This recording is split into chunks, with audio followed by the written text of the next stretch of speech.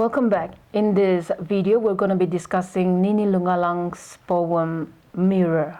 In the poem Mirror, the poetess Nini Lungalang depicts the desperation of a daughter to be desirable and a perfect daughter in the eyes of her mother. The speaker or the daughter doesn't seem to care what standards the society places for an ideal girl, but all she ever wanted is to be accepted and be pleasing to her mother. The poem goes, "They say I look a lot like my mother. I do not think that pleases her. It cannot please her. I do not blame her. But we have learned, she and I, to live in our own mirrors. I know why I look a lot like my mother. She's put so much of her into my making, after my birth as well as before, more after my birth. I was just a nebulous wish in her, then a tangible hope and a palpable joy. Then she'd stroke me gently through her flesh and she'd see me. In her dreams, she'd see me. She'd see me the way she wanted to see me. Sometimes I'd see the phantom child, and it would anger me to an unreasonable hatred.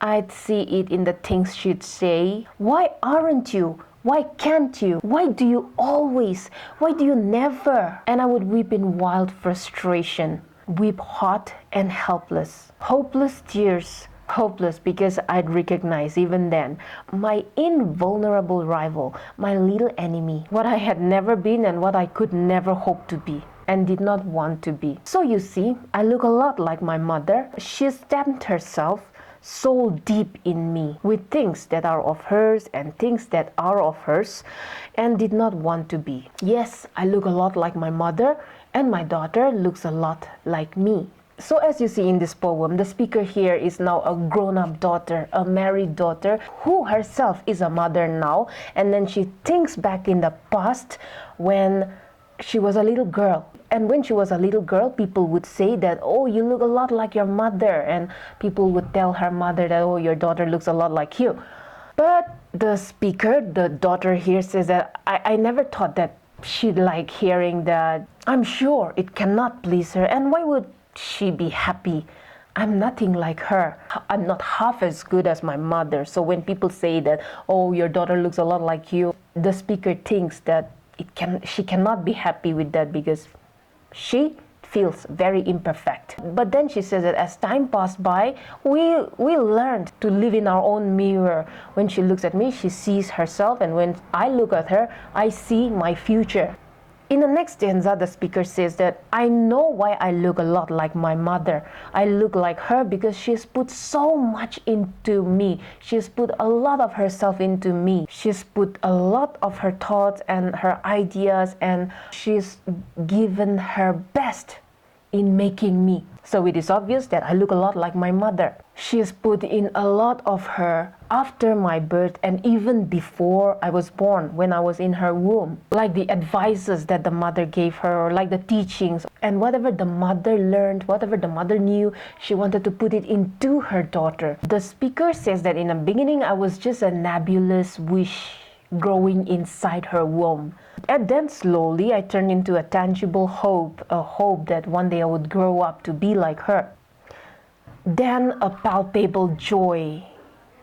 And then the speaker says that as I grew inside her womb, my mother would stroke me, stroke her stomach and stroke me, and then she would dream about what kind of daughter she wanted this child to be. She'd stroke me through her flesh and dream about what kind of child she wanted to have. And in her dream, the mother would see a perfect, ideal daughter. But as the daughter, the speaker, grew up, she could not live up to the expectation of the mother. The mother, in her imagination, had a perfect daughter, and this real daughter that she has could not live up to the expectation. So the daughter would cry helplessly and get angry at herself in desperation that she cannot be a perfect daughter, and get angry at this phantom child, at this perfect daughter that the mother dreamed of, this unreal daughter,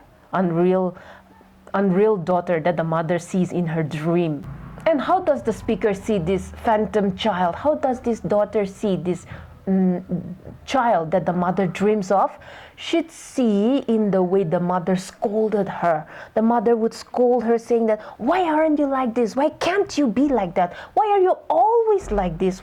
And why do you never do this? Why do you never obey? Why do you never do this or that? And when the mother scolds the daughter in that way, the child, the speaker here, would cry hot and helpless. And she calls this perfect daughter of her mother's dreams as an invulnerable enemy, and an enemy that can't be touched, that can't be defeated. She calls that perfect child as an invulnerable rival, my little enemy, what I could never be and what I never wanted to be.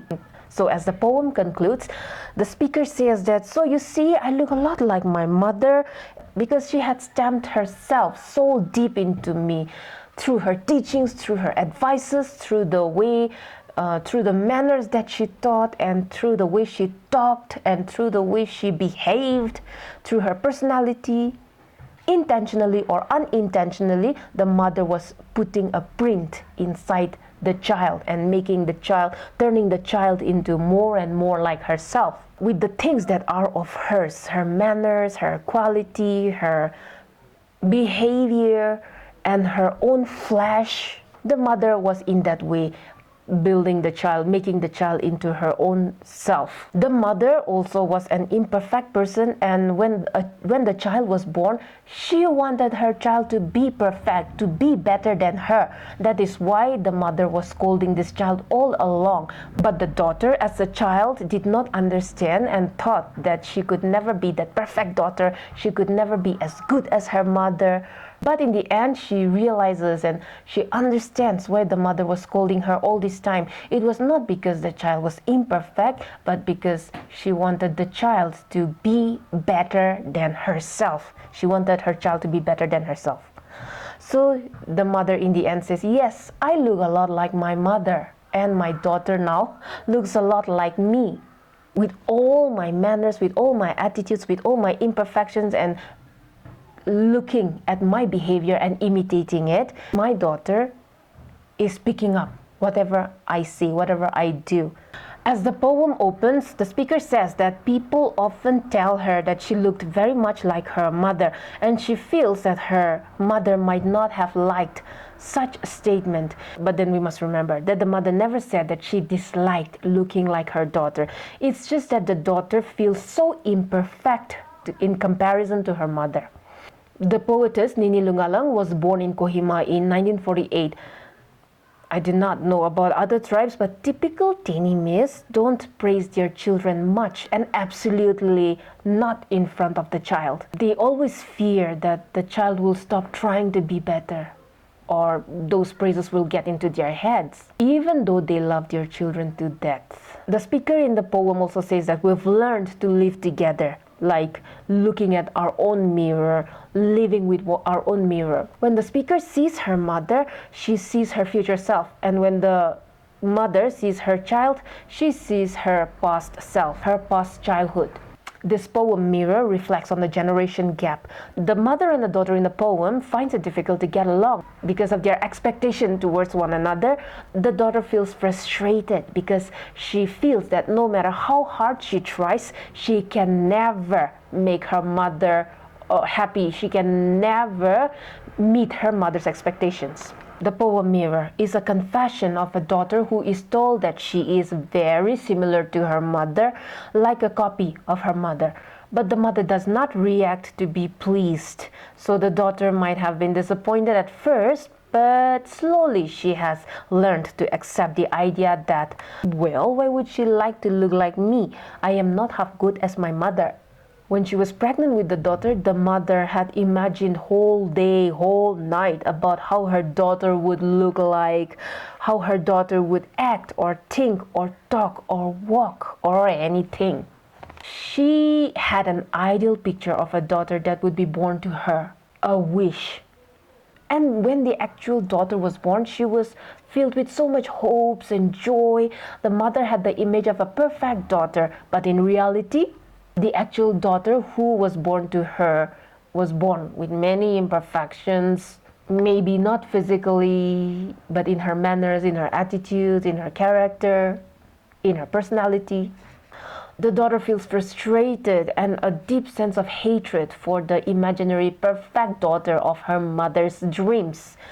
But in spite of all these differences and imperfections, she looks a lot like her mother, just like her daughter now looks a lot like her. This poem is an echo of disappointment of every son or daughter in this universe. Just like the daughter in the poem, we hear, why aren't you like your sister or brother? Why can't you do a little better? Why do you always disappoint me? Why do you never try to do this or that? Sometimes we cry, we get angry as a child, and we get frustrated for disappointing our parents. And then as we continue to listen to these taunts and scoldings, we just learn to get along with it. And then we just, thinking, why were we even born? But as time passes by, as we mature, we realize and we understand that this all comes out of love, out of trying to making us perfect human being, trying to make us better, and not because they hate us. Only after we have our own sons and daughter, and then we have to scold them and perfect them, we realize what our parents actually wanted from us. They never mean to have another son or another perfect daughter or another perfect son, but they only want us to be better because they love and care about us. Just like we will also scold our sons and daughters or guide our sons and daughters or advise them so that they will be perfect and that they will be better than us, their parents. That was a short analysis and summary of the poem Mirror by Nini Lungalang. I'll see you in the next video. Thank you.